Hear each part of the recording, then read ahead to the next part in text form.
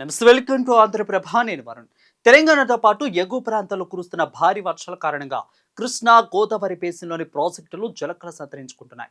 ఇక జలాశయాలకు వరద నీరు పెద్ద ఎత్తున వచ్చి చేరుతుంది. ఈ క్రమంలోనే ఓవైపు రైతాంగంలో ఆశలు చిగురిస్తుండగా, మరోవైపు పలు చోట్ల వరద ప్రభావం తీవ్రంగా కనిపిస్తుంది.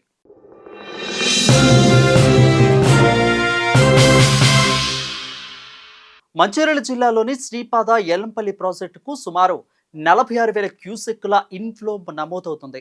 ఇక ఈ ప్రాజెక్టు పూర్తి స్థాయి సామర్థ్యం 20.175 టీఎంసీలు కాగా ప్రస్తుతం 12.88 టీఎంసీల మేర నీరు నిల్వ ఉంది. అలాగే రామ్ నగర్ వాగు, Ashok Nagar railway under bridge ఉప్పొంగి ప్రవహిస్తున్నాయి. దీంతో రాకపోకలు పూర్తిగా స్తంభించిపోయాయి. అలాగే ఎగువ ప్రాంతాల్లో గత 2 రోజుల నుండి కురుస్తున్న భారీ వర్షాల కారణంగా నిర్మల్ జిల్లాలోని అతి పెద్దదైన కడెం నారాయణరెడ్డి ప్రాజెక్టు నీటి మట్టం క్రమక్రమంగా పెరుగుతుంది. ఈ ప్రాజెక్టు పూర్తి స్థాయి నీటి మట్టం 700 అడుగులు కాగా పైనుంచి సుమారు 88,000 క్యూసెక్ల ఇన్ఫ్లో వస్తుంది. దీంతో అప్రమత్తమైన అధికారులు ప్రాజెక్టు 11 గేట్లను 8 అడుగుల మేర ఎత్తి గోదావరిలోకి 69,000 క్యూసెక్కుల నీటిని విడుదల చేస్తున్నారు.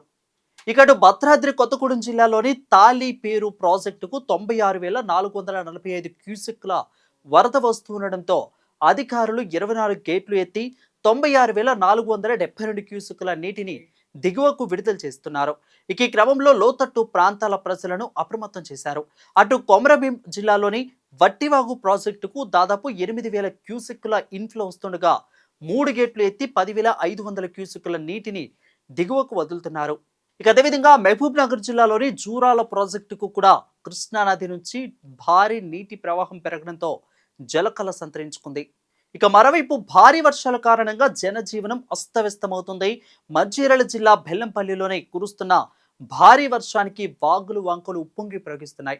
పట్టణంలోని సుభాష్ నగర్, శాంతికని, నెంబర్ 2 ఇంక్లైన్ బస్తీలలో వరద నీటితో వాగులు ఉగ్ర రూపం దాల్చగా ఇందారం, శ్రీరాంపూరు, కళ్యాణి ఖని వంటి సింగరేణి ఓపెన్ కాస్ట్ గనుల్లోకి భారీగా వరద నీరు వచ్చి చేరింది.